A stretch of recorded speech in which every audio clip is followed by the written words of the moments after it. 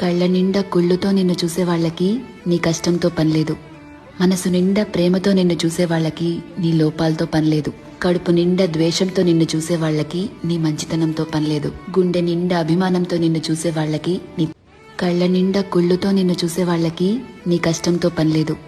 మనసు నిండా ప్రేమతో నిన్ను చూసే వాళ్ళకి నీ లోపాలతో పనిలేదు.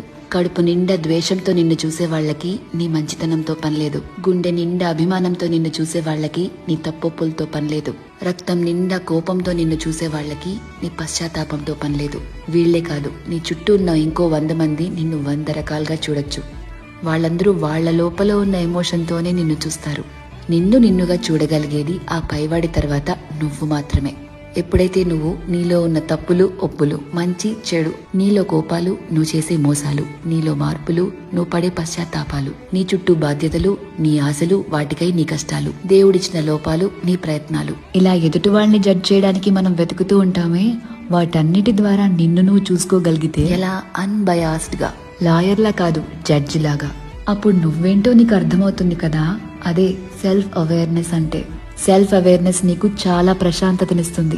ర్యాండమ్ గా ఎవరిని ఏమీ అనలేవు, ఎందుకంటే నీకు తెలుసు ఎవరి తుఫాన్లు వాళ్లకుంటాయి లోపల అని. ఒకరిని జడ్జ్ చేయటం చాలా ఈజీ అబ్బా, కానీ నిన్ను నువ్వు జడ్జ్ చేసుకోగలిగితే personal growth, peace of mind అన్నీ దొరుకుతాయి. అందుకే నిన్ను నువ్వు తెలుసుకుంటూ ఉండు, బాగుంటుంది.